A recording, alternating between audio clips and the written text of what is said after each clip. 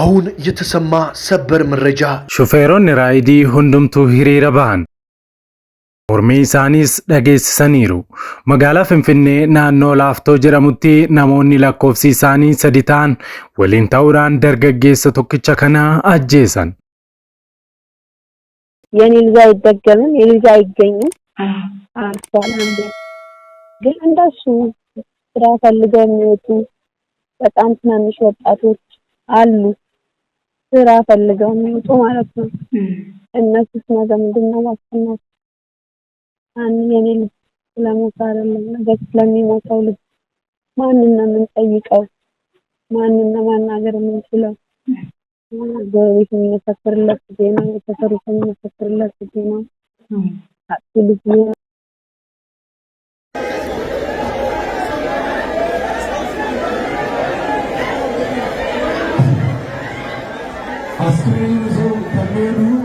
ለፍርድ ፈጣሪ ያቀርባቸው ምንም ሳይኖር ነው የገደሉትና ፈጣሪ ስራቸውን ይስጣቸው። እባካችሁ እነዚህን አውሬዎች ለሚያስተባብሩ ቅርብ ጊዜ ወዲህ በአራቱም ማዕዘን የኢትዮጵያ አካባቢዎች የወጣቶች ሞት መስማት አዲስ አይደለም ቢባል ማጋነን አይደለም። Ajjecha dargaggeessa waggaa 24 raayidii oofaa ture ilaalchisee odeeffannoon haaraa fi gammachiisaan bahee jira. Yoomiyyuu namni du'e deebi'ee jiraachuudhaa baatus poolisiin odeeffannoo dabalataa qoodeera. Yakkamtoonni 3 dargaggeessicha haala cigaasaadhaan ajjeesanii fi miseensonni garee sanaa dabalataan argamanii jiru. Haala ajaa'ibaa ittiin to'atamanii fi odeeffannoo bal'aan bahee jira. Maatiinis waan jiran qabu. Bal'ina isaa isin biraan geenya. Nagaa fi araarri Kiristoos bakka jirtanitti hunduma keessaniif haa baay'atu. Akkam jirtu daawwattoota Kiristiyaan Miidiyaa. Qophii yeroo kanaaf isiniif qindeeffannee isin biraan ga'uuf qabannee dhiyaanneerraa nu waliin tura. Baay'ooliin keessan qophiin keessan dafee nu dhaqqabaa hin jiru jedhaa jirtu. Kunis rakkoon isaa subscribe hin godhanne ta'a yookaan ammoo subscribe godhattanii mallattoo beelii sana banaa hin goone yookaan ol kan jetturra hin godhanne ta'a. Kanaaf warri maatii keenyatti dabalamuu barbaadan subscribe godhadhaa achis mallattoo beelii sana tuquudhaan ol kan jetturra kaawwadhaa ergaawwan keenya like godhaa yaada keessan ammoo comment irratti nuuf qoodaa jechaa share gochuudhaanis guddina chaanaalii keenya keessatti ga'ee keessan baa kallattiidhaan gara qophii keenyaatti wal wajjin haa dabarru.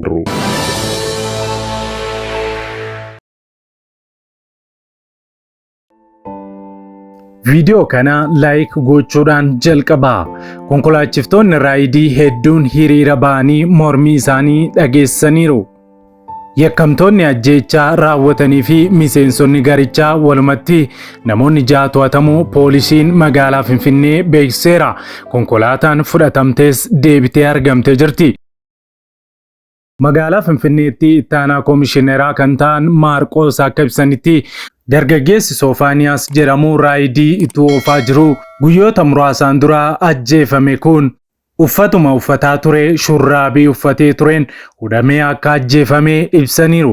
Yakkamtoonni kunneen yakka kana yeroo raawwatan odeeffannoo ashaaraa dabalatee wanti tokkollee akka hin argamne godhanii yakkicha erga raawwatanii booda badus jedhan ittaanaan koomishineeraa kun. Dargaggeessi ajjeefame kun appilikeeshinii raayidiitiin kan waamame utuu hin taane qaamaan arganii kan walii galanii fi maallaqa dabalanii kan kennan hedduudhas jiraniiru. Hattoonni kunneen haala kanaan gochaa ajjeechaa kana erga raawwatanii booda odeeffannoon akka hin argamne waan hedduu yaalus jedhan. Yakkamtoonni dargaggeessa kana ajjeesan namoota baay'ee turan kan jedhan ittaanaan koomishineeraa Maarqoos namoonni to'ataman kunneen ammatti ifatti yakkamtoota jedhamuudhaa baatanis gochicha akka raawwataa turanii fi yakkamtoota kanaan duras yakkaan himatamanii hidhamanii mana adabaatii ba'anis akka turan ibsanii jiru.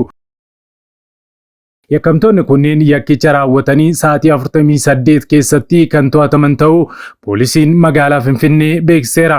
Sirni geggeessaa fi awwaalcha isaa guyyaa dheengaddaa kan raawwatame yommuu ta'u haati mucichaa fi eessumni dargaggeessa ajjeefame kanaas mootummaan dhugaa dhala keenya habaasu murtii madaalawaa fi sirrii ta'e nuuf haa kennu uummanni Itoophiyaa sagalee nuuf haa ta'u jechuudhaan dubbatanii jiru.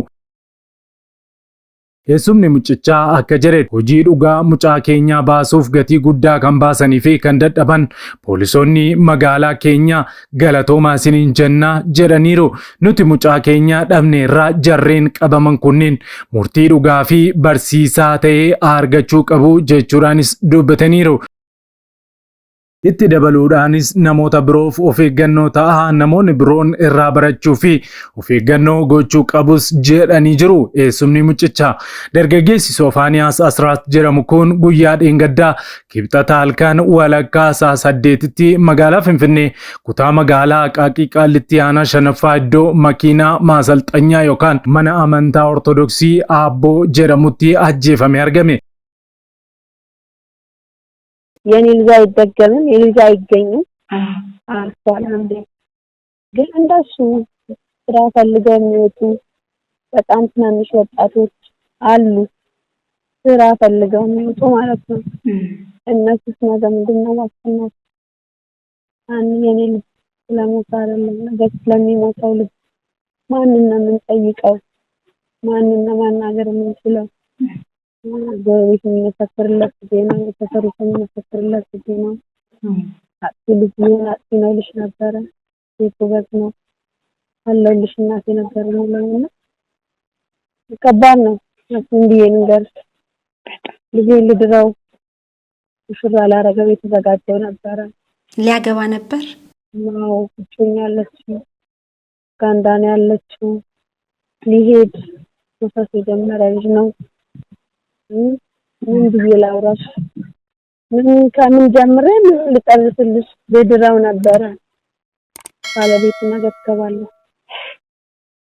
እንደዚህ አጋጣሚ ይችላልሽ እንግዲህ ያበጣጣነው በጣም ልጅ ምን ላርገው እንግዲህ ሶስት ነው የገደሉት ቤት ማለበት ቤትና ናት ቤትና ሲታከለ ቤት ታድናለች እንጂ አትፈልግ ቤት ነበር እሱ ነው የገደሉት ጊዜ ለኛ ደግሞ ህዝቡ ያግዘኝ ህዝቡ ይጩህልኝ ብቻዬን ጩህኝ የማመጣው ነገር የለም ህዝቡ ይጩህልኝ አዲስ አበባ ውስጥ ተፈለገን 24 ሰዓት ላይ መንቀሳቀስ ካልቻለን መስራት ካልቻለን ይሄንን ኑሮ መደገፍ አንችልም ይሄን ኑሮ መተጋገዝ ማገዝ አንችልም ቤተሰቦቻችን አንችልም ለዚህ ጸጥታ ሰላም ከሌለ ምንም ነገር ሊከናወን አይችልም ሰላም ከሌለ እየወረደ ያለ ይመጣል ማህበረሰብ ታች ድረስ ይወርዳል የሰላም ጉዳይ እና ሌላ ሀገር ደቡብ አፍሪካ ምናምን ሲባሉ የምንሰማቸው ነገሮች እኛው ሀገር ላይ በእውነት እየሆኑ ነው ፊልም ላይ የምናያቸው ነገሮች የእውነት እየሆኑ ነው ይሄንን ያረጋግጥኩት እኔ አሁን እኛው ላይ ስለደረሰ ስለዚህ መንግስት ይሄንን ነገር ከነጎዳ የሚባል ነገር አይደለም የጸጥታና የሰላም ጉዳይ ሰው ወጥቶ በሰላም እንዲገባ መንግስት ትልቁን ኃላፊነት መውሰድ አለበት በደንብ መስራት አለበት አይሰራም እያለን አይደለም መንግስት ይሰራል ግን ከዚህ በላይ በተጨማሪ መስራት አለበት ምን ነው አስተያየት እግዚአብሔር ያጽናችሁ Miidhamaan yookaan yakki ajjeechaa Ciggaayisaa kan irratti raawwatame dargaggeessi Soofaaniyaas jedhamu kun bitootessa 24 2016 kutaa magaalaa Nifaas Silk Laaftoo aanaa tokkoffaa naannoo hoteela Naahoomitti namoota eenyummaan isaanii hin beekamne 3 dhiira 2 fi dubartii tokko wajjin waliigaltee dhuunfaatiin karaa appilikeeshiniitiin ala jechuu keenya konkolaataa Viitzii koodii 2 ta'een gara Boolee Mikaa'elitti geessuuf waliigalan. Ergasiis erga deemsa jalqabanii booda naannoo Aqaaqii Qaallitti aanaa shanaffaa iddoo leenjisa konkolaataa yookaan makiinaa maasalxanyaa jedhamu karaa mana amantaa Ortodoksii Aabboo irratti shurraabiidhuma uffatee jiruun duubaan erga isa hudhanii booda ajjeesanii konkolaatichaa fi moobaayila 2 saamanii badan jedhameera. Maarree erga yakkichi raawwatame 48 keessatti yakkamtoota kan to'ate poolisiin magaalichaa yakkamtoota yakkicha raawwatan 3 fi miseensota isaanii nama 3 walumatti namoota 6 fi siim kaardii kan eenyu akka ta'an hin beekamne 7 wajjin to'atee jira. itti dabaluudhaan itti aanaan koomishineraa Maarqos yakkamtoota kana to'annoo jala oolchuun kan danda'ame gargaarsa waaqayyootiin ta'uu fi poolisoonni hedduun taateen kun erga raawwatame halkan yakkamtoota kana to'annoo jala oolchuuf baay'ee tattaafataa akka turan himaniiru. Xumura irratti poolisoonni yakkamtoota kana to'atan galateeffachaa namoonni raayidii yeroo fayyadamanis ta'ee abbootiin qabeenyaa konkolaataa raayidii hojjetan karaa appilikeeshinichaa fayyadamuu qabus jedhan. Yoo karaa appilikeeshinichaa hin waamne yookaan hin fayyadamne lakkoofsa taargaa konkolaataa sana argachuu fi yakka uumamus adda baafachuu fi yakkamtoota to'achuun hin cima kan jedhan itti aanaan koomishineerichaa. Abbootiin qabeenyaa tajaajila raayidii kennan ammoo namoota karaa appilikeeshinichaa bilbilaniif qofa utuu tajaajilanii lakkoofsa bilbila sanaan yakkamtoota yakka ajjechaa raawwatan kana to'achuun ni danda'amas jedhaniiru. Kanas ta'e sana of eeggannoo tolchaas jedhaniiru. Yaa obboloota koo gara jabummaan baay'ee hammaateera. Namni ofiisaa qofa jaallachuurra darbee waan namaa ta'ee saamuu fi fudhachuun ofittoo ta'uun barri dhumaa sun akka geenu agarsiisa. Jaalalli waldoota kiristaanaa gidduudhaa qabbanaa'eera. Yeroo isa dhumaa irratti garuu wangeelli Kiristoos hin lallabama.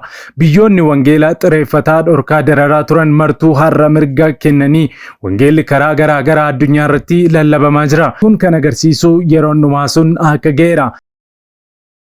Bara dhumaatti namoonni akkuma bara Noohii fi Looxii sana cubbuutti dhidhimanii hin jiraatu. Nu garuu hadammaqnu zayita keenyas haguuttannu. Namoonni sagalee kanaa dhaggeeffachaa jirtan zayitii keessan guutuu ta'uu fi dhumuusaa mirkaneeffadhaa, adda baafadhaa. Lakkii ammanatti Yesus deebi'ee hin dhufu hin tura jettanii hin yaadina, hin taa'ina. Bor akka hin dhumne wanti isa dhorkuu hin jiru waan ta'eef qophaa. Luqaas 19:44 irratti akkuma Yesus gaara ejersaa gubbaa taa'een bartoonni gara isaa dhufanii kophaatti nutti himi kun yoom ta'a? Milikinni dhufaatii keetii kan numa barichaas maali jedhan? Yesus immoo deebisee homtinuu akka isin wallaalchifnetti akeekkadhaa. Baay'een ani masiihidha jechaa maqaa kootiin hin dhufu. Namoota baay'ee si wallaalchisu lolaa fi oduu lolaa dhaga'uuf jirtu. Akka innaanetti ilaalladhaa akkan akkasii kun ta'uun irra jira. Kun garuu ammallee dhuma barichaa miti. Sabni saba irratti mootummaan mootummaa irratti hin ka'a. Beelliif sosochiinsi lafaa iddoo adda addaatti hin ta'a. Yommus rakkinatti dabarsanii isin hin kennu isin hin ajjeesu. Anaaf jettanii saba hundumaa biratti kan jibbamtan hin ta'a. Yeroo sanatti namoonni baay'een hin gufatu. Walii isaanis dabarsanii wal kennu. Walis hin jibbu. Raajonni sobduun baay'een hin ka'u. Namoota baay'ees hin wallaalchisu. Seera malee jiraachuun waan baay'atuuf jaalalli namoota baay'ee hin qabbana. Namni hamma dhumaatti dhaabbatee garuu hin fayya. Saba hundumaatti akka dhugaa ba'uuf wangeelli mootummaa kun guutummaa biyya lafaatti lallabama. Kana booddee dhumni hin dhufas jedhe. Yesus itti fufee egaa inni jibbisiisaan iddoo qulqullaa'aa xureessu sun inni Daani'el raajichi waa'ee isaa dubbatee iddoo qulqullaa'aa dhaabbatee arguuf jirtu. Namni kana dubbisu haa hubatu. Yommus warri Yihuudaa jiran gara gaarotaatti haa baqatan. Namni bantii manaa isaa irra jiru waan manicha keessa jiru fudhachuudhaaf gad hin bu'in. Garuu dubartoota ulfaa fi warra hoosisaniif guyyoonni sun attam sodaachisoodha. Baqachuun keessan yeroo gannaatti yookiis yeroo sanbataatti akka hin taaneef kadhadhaa. Yommus rakkinni guddaan ta'uuf jira. Rakkinni akkasiis jalqabaa biyya lafaatii jalqabee hamma ammaatti hin taane deebi'ees hin ta'u. Guyyoonni sun utuu gabaabbachuudhaa baatanis namni tokko illee hin fayyu ture. Amma garuu warra fo'amaniif jedhanii guyyoonni sun gabaabbachuuf jiru jedha wangeelaa Maatiyos 24:1-22. Guyyoota gara dhumaatti yeroon sodaachisaan akka dhufu hubadhu. Namoonni warra ofittoo sassatoo of jajoo afuufamoo arrabsituuwwan warra abboota isaanii fi haadhota isaaniif hin abboomamne warra galata hin qabne warra wanta qulqullaa'aadhaan morman hin ta'u. Warra jaalala of keessaa hin qabne warra araara hin jaallanne warra maqaa namaa balleessan warra of hin qabne warra namatti hin madaqne warra waan gaarii jibban warra dabarsanii nama kennan warra of eeggannoo hin qabne warra of arguu dhabuudhaan of bokoksan waaqayyoon jaallachuu caalaa warra waan isaan gammachiisu jaallatan ta'uuf jiru. Akka bakkeedhaa mul'atutti nama waaqayyoo hin fakkaatu humna isa nama akkasii keessa jiru garuu hin ganu. warra akkasii irraa fagaadhu. Maatiyos 7:15. Karaa Kiristoos Yesuus nama Waaqayyo ta'ee jiraachuu kana hundinuu ari'atamuuf jira. Namoonni hamoonni warri ija namaa goyyomsanis isa gadhee irraa gara isa caalaa gadheetti gadi na deemu. Namoota wallaalchisuu ofii isaaniis hin wallaalchifamu. Ati garuu isa barsiifamtee cimsitees itti amante sana eenyufa irraa akka barte waan beektuuf isatti qabamii jiraadhu. Namni Waaqayyo waa gochuu kan danda'e hojii gaarii hundumaafis kan qophaa'e akka ta'u hin godha. Lammaffaa Xiimotewos 3:1-17 በተለይም ፖሊስና መርማሪዎች ደግሞ የብዙ ሰዎች ህይወት ከጠፋ በኋላ የአብዛኞቹ ገዳዮችና ወንጀለኞች አይገኙም። ለአንዲት ቆርቆሮ መኪና ተብሎ ይህ የብዙ ቤተሰብ አስተዳዳሪ ለእናቱ የሚኖርላት ወጣት እንደወጣ እንዲቀር ተደርጓል። ብዙ ወጣቶች እንዲሁ እንዲቀሩ ተደርጓል። ነገር ግን ወንጀለኞቻቸው አይያዙም። መኪናቸው ጠፍቶ ይቀራል። እጅግ ለማይረባ ነገር ደግሞ የከበረ ነፍሳቸው ይጠፋል። ታዲያ የአዲስ አበባ ወጣት ጥያቄ እየጠየቀ ነው። መቼ ነው ሰርተን የምንለወጠው? መቼ ነው ሰርተን በሰላም ወደ ቤታችን ተደረገ ነው? ባካችሁ የህግ አካላት የመንግስት አካላት ለዚህ መፍትሄ አበጁ እያሉ እየጠየቁ ይገኛሉ።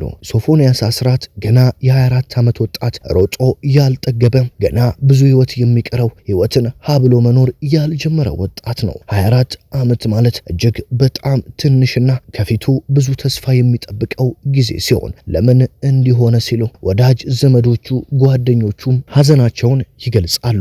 መቼ ነው ወተን መስራት የምንችለው? መቼ ነው በሰላም ቤት? አሁን እኮ አዲስ አበባን ከተመለከታችሁ ገና ከምሽቱ 2 ሰዓት ጀምሮ ጭር ማለት ጀምራለች። ይህም በነዋሪው ላይ ከፍተኛ ስጋት እንዳለ ያሳያል። ለምንድነው የህግ አካላት እንደዚህ አይነት አደጋ የሚያደርሱ ወንበዴ ነፍሰ በላና ወንጀለኞችን አድነው ለፍርድ የማያቀርቡት፣ ለማህበረሰቡ የማያሳውቁት ሲሉ ብዙ ሰዎች እየጠየቁ ይገኛሉ።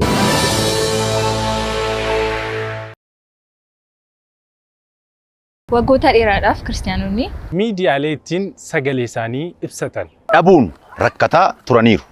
Bari'uun waan hin oolleef maarree kunoo Kiristiyaan miidiyaa sagalee nuuf ta'aa jira. Kanaaf miidiyaa haqaa odeeffannoo dhugaadhaaf wayitaawaa yuutuubii Kiristaan miidiyaa subscribe, like, share godhaa. warra sagalee dhabaniif sagalee ni taana. Yesuus fayyisaadha. Egaan daawwattoota Kiristiyaan miidiyaa qophiin yeroo kanaaf siniif qindeeffannee kanneen hanga ammaatti daawwattanidha. Yeroo jalqabaaf yookaan qophii keenya walakkaatti gara chaanaalii keenyaatti kan dabalamtan subscribe gochuudhaan mallattoo beelii sana fuulduratti sinii ba'u ala tokko gadi tuquun ol kan jettu irra kaawwachuu akkasumas like share gochuun saanduqa yaadaa keessatti immoo yaada keessan nu kaa'uu hin dagatina. Dabalataan karaa fuula weebsaayitii keenyaa www.christiannewsethiopia.com odeeffannoowwan kiristiyaanummaa afaan beektan afaan oromootiin argachuu hin dagatina isiniin jenna.